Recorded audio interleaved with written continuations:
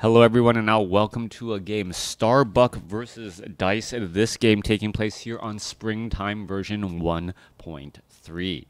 Dise spawning as the yellow night elf on the top left-hand side of the map. Meanwhile, Starbuck spawning on the bottom right-hand side of the map here will be a night elf versus human matchup as the players stick to their normal races. Ancient of War. Wow, why is my mouse feels like it's jumping all the way across the map here. Ancient of War doing that typical setting up next to a creep camp. Keeper of the Grove or Demon Hunter should be popping on out here and helping to clear out that creep camp, trying to get to level 2 quickly as this game gets underway. Now, what am I expecting in this matchup? I am expecting Archmage with Footmen transitioning into Riflemen, some casters, and eventually some mortar teams as well. Coming across from the Night Elf, I'm expecting a Keeper of the Grove, but it could be Demon Hunter. Nope, Demon Hunter out of the gates first by Dise. So Demon Hunter first, coupled with a couple of archers, and then transition into dryads, bears, and some fairy dragons to help deal with those pesky casters that the human army just loves and relies on so much. That mana flare able to, well, punish the priests and sorceresses that generally just clump together in that back line, and that little bit of damage that little bit of damage adds up quickly against those low hit point priests and sorceresses. Now, coming back down to the south here, Archmage, well, training up, will be trained up here in just a moment, and this game will be getting underway soon. All right, Tuskar Trapper, Tuskar Spearman Trapper, all trying to rack up a bit of damage. The Ancient of War really should go after this Tuskar Trapper here.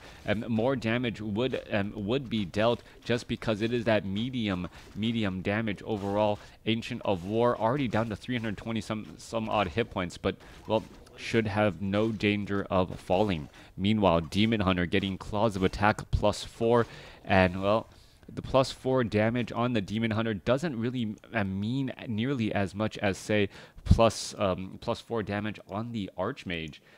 One of the reasons why Archmage loves those Claws of Attack so much more, seemingly making it that much more powerful of an auto attack hero. Coming back around, Archmage still running out across. There's a mana burn there. Not quite sure what is going on. There's a second mana burn.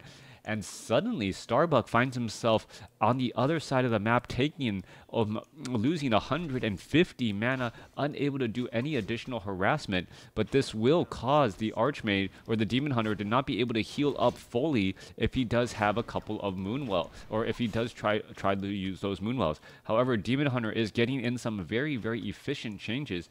And if no damage is being done to the Demon Hunter, well, then he doesn't need to visit those Moonwells at all, and these will all stay, well, relatively full and into daybreak. Demon Hunter trying to chase after these units here. Both sides getting in a little bit of harassment, heading back and forth as this footman tries to retreat all the way to the back to this 4 o'clock position. Demon Hunter going to go ahead, pick up perhaps a Circle of Ability or Boots of Speed. Boots of Speed it is. Will be able to, well, close ground quickly against those units as the Archmage does get up to level 2. Are we going to see a mana burn here? No mana burn just quite yet. Trying to get to level 2, perhaps get evasion as the Demon Hunter now switches targets onto the Footman, but the Footmen now have defend, pretty much neutralizing all of those archers. Demon Hunter a little bit late on the mana burn this time around as the Archmage does drop a water elemental, and suddenly you're looking at the Demon Hunter absorbing quite a bit of damage and now also having to recover those hit points as mentioned earlier. That Demon Hunter does pick up a Ring of Superiority, but without evasion, well, he took far more damage than I believe he expected to, and now these Moonwells will be pretty dry. All right, always important Moonwell management and mana management on those Moonwells to keep that Demon Hunter healed. As you guys know, Moonwells only replenish at night, and looking at these Moonwells, you can often, well, time an attack perfectly if you're able to press in during during the nightfall, forcing your opponent to use all of those moonwells. For the next 12 in-game hours, you can put in a lot of pressure, and your opponent will not be able to heal nearly as much. Footman with the Fen moving a little bit more slowly, but able to reflect back some of that damage. Demon Hunter coming back around, going to try to get some damage onto this Footman here as a Naga Sea Witch picked up by Starbuck. Alright, so Starbuck with the Naga Sea Witch first, getting in those cold arrows, racking in a little bit of damage. Footman with, Archmage with, Demon Hunter with Boots of Speed, able to break free though, as the Archmage and the Naga Sea Witch consider their options. Dise opting to hire up a Naga Sea Witch as well. The ability to pick off slow-moving units, always important, as well. This army of archers here doing a little bit of creeping. Tree of Ages done. Ancient of Lore getting built. In the back here, only one Ancient of Lore so far, oddly enough. I am expecting a second Ancient of Lore, as we're looking at a 33 supply army going up against 38. Things do seem to be pretty even. Ancient of Lore off in this front line spot, perhaps going to try and engage here. Demon Hunter looking to perhaps get some mana burns off onto some of these units. Then Snared Footman once again going to get taken out, this time by the Naga Sea, or nope, not by the Naga Sea Witch. Starbuck doing his best to deny experience for the Demon Hunter and the Naga Sea Witch here, as another, arrow finding the back of that Footman there. More damage can still rack up. Demon Hunter taking far more damage than I believe he's expecting to. Going to be forced to fall back again, as the Footmen do have reflect or defend, and still reflecting back a lot of the damage onto those archers and other units. Militia now being called back home, as we're looking at Starbuck transition into Riflemen in a little bit of this ranged damaged battle. Archmage sitting at level 2, very close to level 3. Naga Sea Witch gets to level 2, now has access to Fork Lightning. Meanwhile, Demon Hunter, once again fully healed. Couple more Moonwells placed down to keep those Moonwells all topped off. As a Demon Hunter, I think he may have bought a potion of healing to try and no Ancient of Wonders. No Ancient of Wonders. All right, so just healed up from those Moonwells, and taking a look, 2 full Moonwells going into Daybreak. This Naga Sea Witch going to be staying at level 1. Demon Hunter is going to be staying at level... Well, can the Demon Hunter get away in time? Yes, he does. Naga Sea Witch gets up to level 2, leaves behind a Tome of Agility.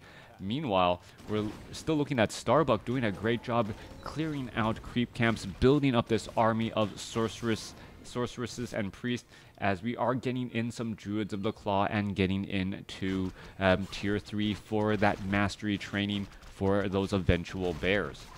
Alright.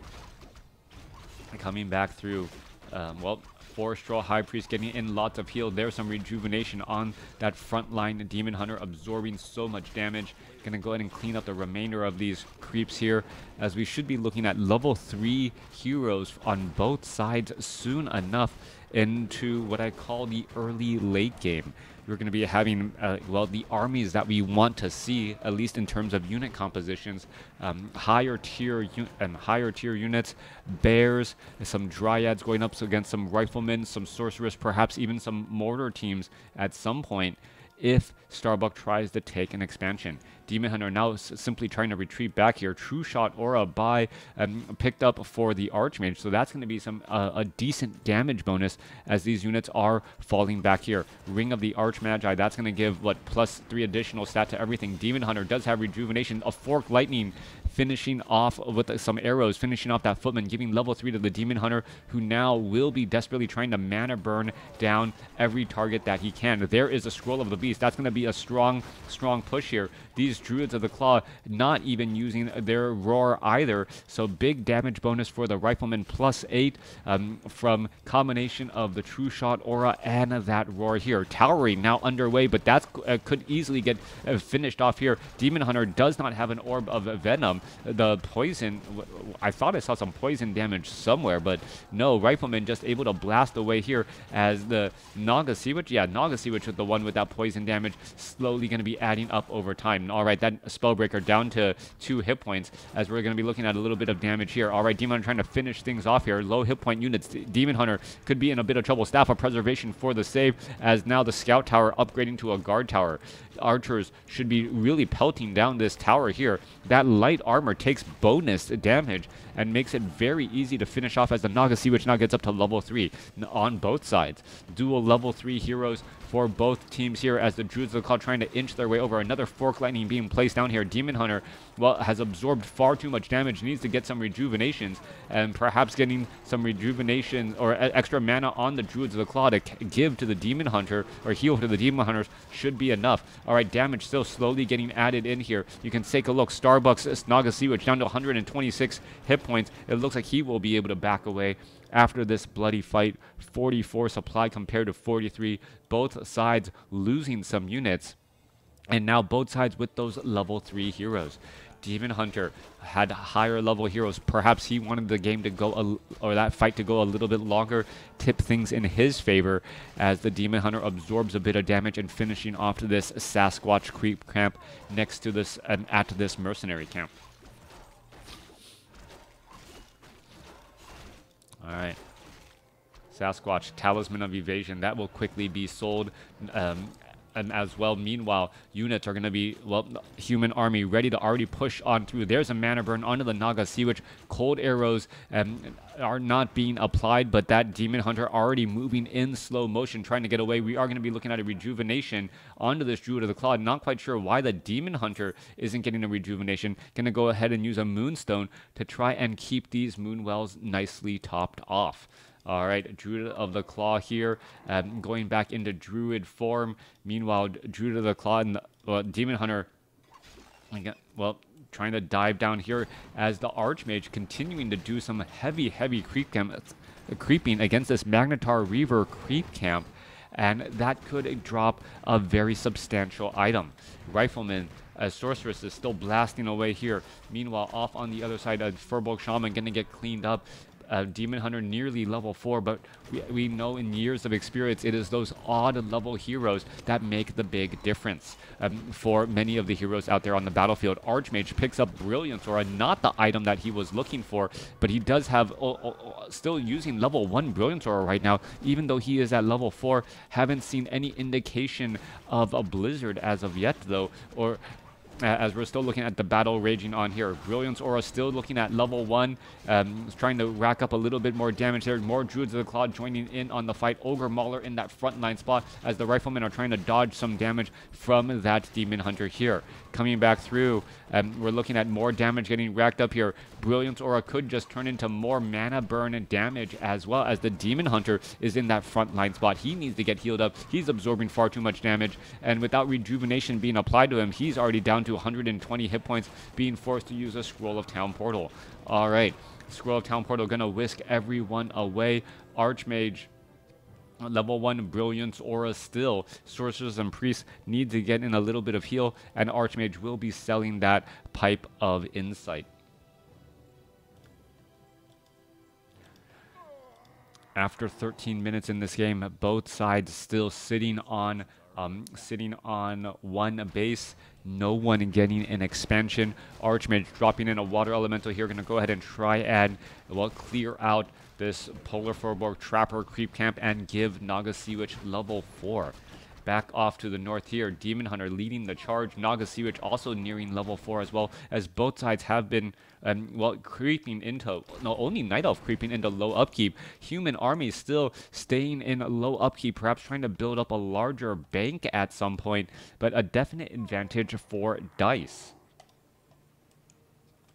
Dise has a lot of bears here in that frontline spot. He has not transitioned into Dryads as I originally expected, and the archers are not even fully upgraded either. not quite sure what to make of this strategy by Dise. The Naga Sea Witch being able to use that Fork Lightning to finish off or get units into that danger zone of hit points, and then eventually be chased down by the Demon Hunter. All right, this Roar bonus damage going to add up quite a bit. Both sides getting ready to engage here in just a moment. Ogre Mauler trying to act as the lone frontline tank here, as we are still getting more riflemen and no sign of any real other tanky units. Spellbreakers, however, should be coming in around the corner. All right, Naga Sea Witch getting in a Fork Lightning here. Both sides fighting their way through. Staff of Preservation for the save. Demon Hunter, no Staff of Preservation. Dryads now showing up to the party here. Are we going to perhaps get some Abolish Magic or Abolish Magics to try and finish off some of these units? There's some invisibility, as this low hit point Rifleman looks like it will be able to get away. This Water Elemental should really just be shut down here at 39 hit points. Not really worth the danger of just getting Abolished Magic immediately, or try to be healed by the Priest, draining that Priest's mana. Druids of the Claw retreating back with very slowly because of that slow. Dryads now there to try and remove or abolish that here, as a Water Elemental quickly going to get cleaned up right there. All right, where are we traveling to next? That is the question. Another invisible summon keeping track of the army here. There's some slow, there's some rifleman focus fire damage. Demon Hunter trying his best to evade. Druid of the Cloud now trying to retreat back, perhaps going to get a rejuvenation off onto the Demon Hunter as he tries to get back into that green zone. Meanwhile, coming back around, Water Elemental getting abolished down once more, and this could start to give too much experience to Dise. Starbuck has to be careful trying to send in Water Elementals, as those Water Elementals are turning into puddles on the battlefield as the Dryad numbers continue to grow. All right, continue to add in more damage, a little bit of slow damage over time, a little bit of range piercing damage, and that Sorceress is in trouble.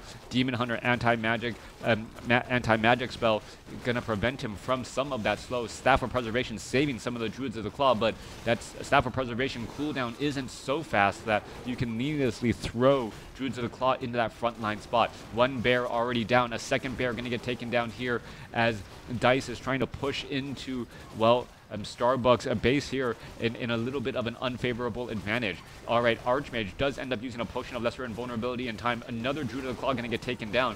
And, well, it is up to Starbuck to keep his Archmage alive and continue to find a way to win out in this fight. All right, down to 100 hit points. Scroll of Regeneration trying to keep things going. Archmage gets or Demon Hunter gets a mana burn onto some of the other casters, and not even going after the Archmage here. Now, Naga Sea Witch is in a bit of trouble, down to 56 hit points. He's going to get taken, or she's going to get taken down, body blocked by a couple of priests, as the archers and dryads finish off a handful of units, giving the Demon Hunter level 5. All right, Staff of Preservation. Dise really overplaying and over pushing with his army. There was a slight home field advantage, and then being forced to lose that Naga Sea Witch. Meanwhile, dual level 5 heroes now trying to clear out another Magnetar Reaver creep camp. No additional experience will be given, but the gold should still be helpful, as the Archmage and Naga Sea Witch could both use a bit more intelligence to deal more damage. Demon Hunter sitting at level 5. Staff of Preservation for the save. Naga Sea Witch already hired up at the tavern and back out onto the battlefield. Magnetar Reaver gives another Khadgar's Pipe of Insight, and Starbuck is just not getting the items that he needs. Getting 2 Pipes of Insight in the same game for the Archmage, a little bit of a letdown, as he also picks up a Potion of Lesser Invulnerability. Off to the north side here, the Tracker. Demon Hunter looking to get the Naga Sea Witch up to level 5, and yes, it does do exactly that. Dual level 5 heroes on both sides. Water Elementals now up to 825 hit points, making them a little bit harder to abolish magic, but not too difficult, it appears, as Dise quickly shuts down that Water Elemental there. All right. Quick death of a Water Elemental. Demon Hunter, Naga Sea Witch both sitting at level 5. Naga Sea Witch, Staff of Preservations for the save. Spellbreaker coming back the other way. And now Demon Hunter perhaps going to get healed up from these Moonwells, as we are, well, halfway through the day. Nightfall will be coming shortly, and human has to be careful trying to attack a Night Elf base with decent Moonwell mana capacity and, well, Nightfall just around the corner. It feels like, especially with the Demon Hunter's armor and evasion, very difficult to finish off the Demon Hunter even when he gets into that red zone. All right. Main gold mines have about a minute of mining left, or well, about 2 minutes or a minute, depending on which base you're looking at.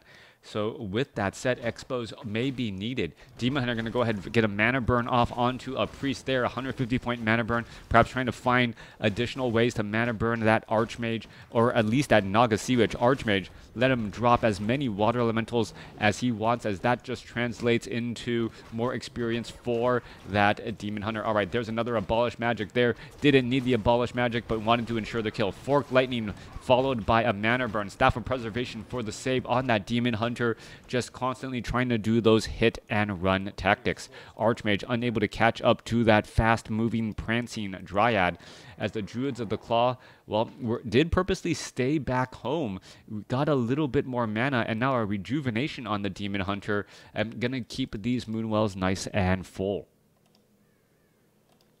Army size 57 going up against 50. Starbuck has, I believe, lost less gold to upkeep, as these main gold mines are about to be finished mining out.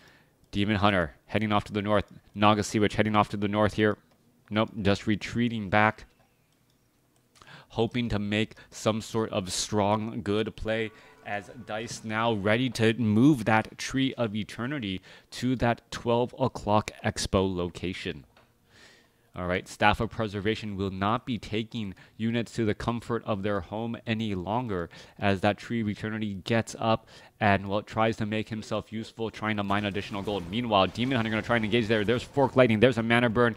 Quick kill on a Forest Troll Berserker, as the unit's still retreating back here. Water Elemental. Beautiful, invisible Water Elemental pathing that Demon Hunter, and great insight by Dise to use a Staff of Preservation there rather than wonder what was really going on. All right, you can take a look here. The Tree of Eternity already trying to eat up a couple of trees, try to replenish those hit points. Demon Hunter going to try and engage here. Is this Water Elemental going to start a fight here? As we're looking at the Druid of the Claw, he may need to get Staff of Preservation. Yes, does get Staff of Preservation by the Demon Hunter this time. So we are going into dual Staff of Preservations for those saves. All right, Spellbreaker is getting taken down. It looks like the Water Elemental was perhaps going to try and head over to the Tree of Eternity and, well, pick off units that were getting sent back there. There goes a Druid of the Claw once more. Both sides fighting their way through, as the Archmage uses a lesser potion of invulnerability and a scroll of healing to try and stay alive, but that is not going to be enough. Dise comes away with the victory, as even though, well, Starbuck lost a little bit less gold there. Tech percent, Dise having higher tech percentage overall and really able to just outgrind his opponent. It felt like once the Dryads were out on the battlefield, well, Dise was able to find ways to catch up on that hero experience, constantly abolishing magic on those water elementals and getting up to level 5 on those heroes quickly. Once he got level 5 on both heroes, he was able to continue that pressure and push, and eventually firmly take the hero experience lead. Both of Dice's heroes were actually getting very close to level 6. Thanks for watching. Thanks for listening. Hope you guys enjoyed it.